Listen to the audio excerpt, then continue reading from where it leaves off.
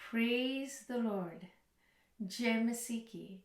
Welcome to walking on water Wednesdays. मेरा नाम है अंजलि नाथ। आइए हम मिलकर परमेश्वर पर निर्भर होना सीखें।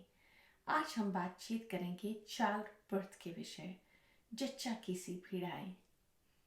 किसने बखूब कहा है, moms go through the worst pain ever in order to give birth to the best gift ever. सबसे अच्छे उपहार को जन्म देने के लिए माताओं को बहुत ही बुरे दर्द से गुजरना पड़ता है।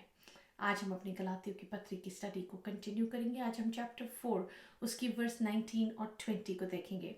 अब तक हमने जो चैप्टर 4 में देखा, स्पेशली चैप्टर 4 की वर्स 4 में देखा, समय पूरा होने पर यीशु का जन्म हुआ कि हम व्यवस्था के अधीनों को मोल लेकर छुड़ा लें। उसमें ये भी लिखा है चैप्टर 4 में, अब हम परमेश्वर को हे अब्बा, हे पिता कह के पुकार सकते हैं, जैसे यीशु मसीह अपने पिता को एड्रेस करते थे। हम अब दास नहीं रह गए, वन पुत्र होने के लिए बुलाए गए हैं, हम सनशिप में बुलाए गए हैं। We no longer slaves. Paulus उन्हें कन्फ्रंट कर रहे हैं गलातियों के लोगों को, क्योंकि वो इस रिलेशनशिप में उनके साथ अपने आप को काफ़ी क्लोज समझते हैं कि वो इस रीति उनसे बात भी कर सकते हैं कि तुम खतना पार्टी के बहकावे में मत आओ। वो तुम्हें मुझे एक दुश्मन की तरह पोर्ट्रे कर रहे हैं, एक एनिमी की तरह पोर्ट्रे कर रहे हैं, पर वो चाहते हैं कि वो यीशु मसीह से ज़्यादा अपने आप को महिमा दें, कि जब वो तुम उनके पीछे चलो और उनकी बातें मानो तो कैसे वो अपने आप को इंडिविजुअली बड़ा बना सकें। और वो पौलुस के प्रति घृणा को उनके मन में उत्पन्न कर रहे हैं। वे भले उद्देश्य से इस चीज़ को नहीं कर रहे हैं। वो कहते हैं अगर तुम्हें मित्र ही बनाने हैं तो ध्यान से सोच समझ के मित्र बनाओ। वर्स 19 में लिखा है, हे मेरे बालकों, जब तक तुम में मसीह का रूप ना बन जाए तब तक मैं तुम्हारे लिए फिर जच्चा की सी पीड़ाएं सहता हूँ। सो पौलुस कह रहे हैं, जब उस चीज़ के साथ उनको कन्फ्रंट कर रहे हैं, वो कह रहे हैं मैंने जच्चा की सी पीड़ाएं तुम्हारे लिए सही हैं, ताकि तुम सचमुच में सच्ची रीति से यीशु मसीह के पीछे चल सको। इस वर्स को हम दो कॉन्सेप्ट में ले सकते हैं। एज अ पैस्टरल वो इस चीज़ को एड्रेस कर रहे हैं, या फिर वो एज अ पेरेंट कर रहे हैं। तो या तो एक पासवान की रीति से, या एक माँ बाप होने की रीति से जो अपने बच्चों को गाइड करते हैं। बहुत बार बाइबल में हम इस चीज़ को देखते हैं कि कैसे एक माँ की तरह प्रभु शांति देता है, कैसे एक माता किसी रीति से, एक पिता किसी रीति से पौलुस ने इन चर्चेस की देखभाल करी। उन्हें सिर्फ स्टार्ट ही नहीं करा एज एन इवेंजलिस्ट, पर कैसे वो उनके पीछे अपने हृदय का एक पोर्शन उनको देकर आते थे, और कैसे वो उनके लिए यर्न करते थे, प्रार्थना करते थे कि वो प्रभु में बढ़ते जाएं और चर्च बहुत तायत की रीति से मल्टीप्लाई होता जाए। उन्हीं वर्सेस और रेफरेंसेस को अब हम देखेंगे। पहला थिस्सलुनीकियों दूसरा बाब उसका 7 और 8 वर्स में लिखा है, परंतु जिस तरह माता अपने बालकों का पालन पोषण करती है, वैसे ही हमने भी तुम्हारे बीच में रहकर कोमलता दिखाई है, और वैसे ही हम तुम्हारी लालसा करते हुए ना केवल परमेश्वर का सुसमाचार पर अपना अपना प्राण भी तुम्हें देने को तैयार थे, इसलिए कि तुम हमारे प्रिय हो गए थे। सो बहुत आयत की रीति से वो इस चीज़ को एक्सप्लेन करते हैं कि मैं कैसे तुम्हारे लिए यर्न करता हूँ, कैसे तुम्हारी आत्मिक ग्रोथ के लिए प्रार्थना करता हूँ।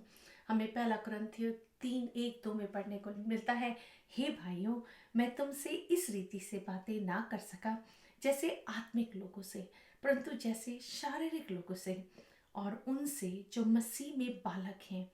मैंने तुम्हें दूध पिलाया, अन्न न खिलाया, क्योंकि तुम उसको नहीं खा सकते थे, वरन अब तक भी नहीं खा सकते हो। इवन तो जब वो उनके साथ शोकित होते थे और उदास होते थे तो भी ये रेफरेंस देते थे कि जब हम माताएं होती है ना, हमें पता होता है कि हाँ भाई अब 6 मंथ्स गुजर गए हैं हमारे बच्चों के, अब वो थोड़ी सी सेमी सॉलिड फूड्स खा सकते हैं, या कोई भी चीज़ को अगर हम क्रश कर ले, पेस्ट बना ले, स्वीट पोटैटो, पीस, तो हमारे बच्चे खा सकते हैं। तो वैसे ही वो उनको दिखा रहे हैं कि जितना मैं चाहता हूँ कि मैं तुम्हें गहराई की बातें सिखाऊं, तुम तैयार नहीं हो। सो सिर्फ वो उनको लीड करने के लिए सही रास्ता ही नहीं दिखाते थे, वो कितना वर्ड ऑफ गॉड वो अंडरस्टैंड कर सकते हैं, कितनी नरिशमेंट वो ले सकते हैं, किस प्रकार का खाना वो खा सकते हैं। जैसे माताएं अपने बच्चों को खाना खिलाती हैं, उस रीति वो तमाम रीति से उन्हें पूरी रीति से एक माँ बाप की तरह उनकी टेक केयर करते थे, एक पिता की तरह उन्हें गाइड भी करते थे, एक माँ की तरह एक सॉफ्ट कॉर्नर भी रखते थे कि कैसे वो उनको प्रभु के कामों में बढ़ने के लिए उत्साहित कर सकें। आइए बाइबल में से देखते हैं कैसे परमेश्वर, कैसे यीशु मसीह हमें माँ की तरह सिखाते हैं। व्यवस्था विवरण 11:12 में लिखा है, जैसे उकाब अपने घोंसले को हिला हिला कर अपने बच्चों के ऊपर ऊपर मंडलाता है, वैसे ही उसने अपने पंख फैलाकर उसको अपने परों पर उठा लिया। यहोवा अकेला ही उसकी अगुवाई करता रहा और उसके संग कोई पराया देवता ना था। यशाया 66:13 में लिखा है, जिस प्रकार माता अपने पुत्र को शांति देती है, वैसे ही मैं भी तुम्हें शांति दूंगा, तुमको यरूशलेम ही में शांति मिलेगी। हमारे अपने जोन में, हमारी अपनी जगह में, हमारे अपने घरों में, हमारी अपनी सोसाइटी में परमेश्वर एक माँ की तरह हमें शांति देते हैं, संभालते हैं, एहसास दिलाते हैं कि नो मैटर कोई भी सर्कमस्टेंसेस हम क्यों ना फेस कर रहे हों, कोई भी उलझन, कोई भी ग्रीफ से क्यों ना गुजर रहे हों, परमेश्वर हमारे शेपर्ड हैं, वो हमारे चरवाहा हैं, वो हमारी माँ और हमें एक बाप की तरह संभालते हैं। वैसे यीशु मसीह कहते हैं मत्ती रचित सुसमाचार चैप्टर 23 उसकी 37 में, हे यरूशलेम, हे यरूशलेम, तू भविष्यद्वक्ताओं को मार डालता है, सॉरी, हे यरूशलेम, हे यरूशलेम, तू भविष्यद्वक्ताओं को मार डालता है और जो तेरे पास भेजे गए उन पर पथराव करता है। कितनी ही बार मैंने चाहा कि जैसे मुर्ग अपने बच्चों को अपने पंखों के नीचे इकट्ठा करती है, वैसे ही मैं भी तेरे बालकों को इकट्ठा कर लूं, परंतु तुमने ना चाहा।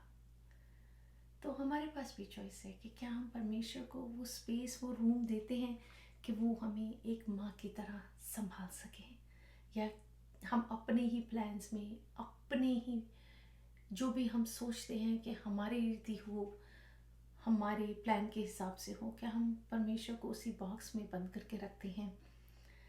पॉलस इसी वर्स में कहते हैं ना, माई little children for whom I am again in anguish of childbirth until Christ is formed in you.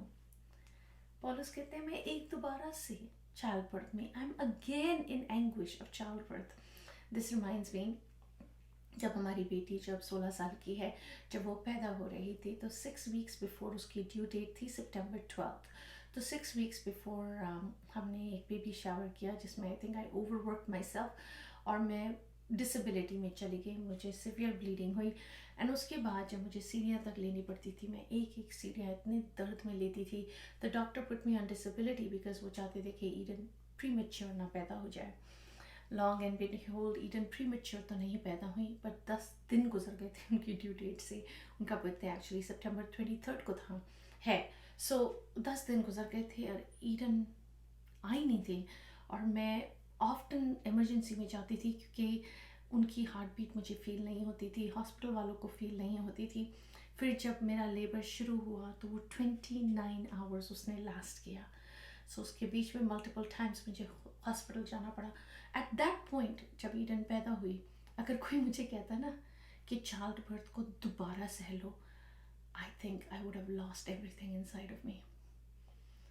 So child birth itself, जितना जॉय उसमें मिलता है बच्चे के पैदा होने के बाद, the journey to child birth is a lot of pain. So उस पेन से गुजरना. एंड जब पौलुस कहते हैं my little children for whom I am again in the anguish of child birth again. So वो खड़ी खड़ी इस एंग्विश से गुजरते हैं until Christ is formed in you. और वो गलातियों की चर्च को ये नहीं कह रहे थे कि मैं तुम में कैसे बनूं या उभरूं, जैसे हम पासबानों को कभी कभी परमेश्वर का पद दे देते हैं. पर सच्चे पासबान वो होते हैं जो यीशु मसीह को हम में बनने का अवसर देते हैं. That Christ can be formed in us because everything about us will change if Christ is in it. So वैसे ही वर्स 20 में लिखा है, इच्छा तो ये होती है कि अब तुम्हारे पास आकर और ही प्रकार से बोलूं, क्योंकि तुम्हारे विषय में मैं उलझन में हूं. I am perplexed about you. इस रीति वो एक माँ, एक बाप की तरह, एक गुरु की तरह उनको नर्चर करते थे. इतना बोझ वो उनके लिए उठाते थे. सो जैसे इफिसियों 4:13-15 में लिखा है, जब तक कि हम सब के सब विश्वास और परमेश्वर के पुत्र की पहचान में एक ना हो जाए और एक सिद्ध मनुष्य ना बन जाए और मसीह के पूरे डील डॉल तक ना बढ़ जाए, ताकि हम आगे को बालक ना रहें, जो मनुष्य के ठग विद्या और चतुराई से उनके भ्रम की युक्तियों को के और उपदेश के हर एक झोंके में से उलझाले और इधर उधर घुमाए जाते हैं, वरन प्रेम में सच्चाई से चलते हुए सब बातों में उसमें जो सिर है अर्थात मसीह में बढ़ते जाएं. That's all Paulus wanted, कि कैसे मसीह हम में फॉर्म हो, कैसे मसीह हम में बढ़ते जाए. तो आइए एक चैलेंज को एक्सेप्ट करते हैं. इस आने वाले हफ्ते आइए हम तमाम उलझाने वाली बातों को हटाकर अपने आप को, जो हमसे हो सकता है, हम कोशिश करें, पवित्र आत्मा की मदद मांगे कि हम उलझाने वाली बातों को हटाकर मसीह में फॉर्म होते चले जाएं. आइए हम प्रार्थना करते हैं. पिता, मैं यीशु के नाम से आपके समीप आती हूँ, आपका धन्यवाद करती हूँ. तमाम आदर, महिमा, इज्जत, जलाल आप ही को मिले यीशु मसीह. Let Christ be formed in us. ओ खुदावंद, पौलुस कैसे जच्चाओं की सी पीड़ा उठा के खुदावंदा इन गलातियों के चर्च का बोझ उठाते हैं खुदावंदा. एक माँ की तरह, एक बाप की तरह प्रभु, एक शिक्षक की तरह, एक गुरु की तरह, एक टीचर की तरह प्रभु होने दे. हमारे पास वालों को भी खुदावंद वो आत्मा दे जो अपनी भीड़ों की खुदावंद इस रीति अपनी भीड़ों को सिखाएं यीशु मसीह, कि मसीह हम में फॉर्म होते चले जाए. हर चीज़ में, हर बात में आपको धन्यवाद देते हुए यीशु मसीह आप ही के मीठे और जलाली नाम में मांगती हूँ. सुन और दया से ग्रहण करें. आमीन. God bless you. Stay blessed. Stay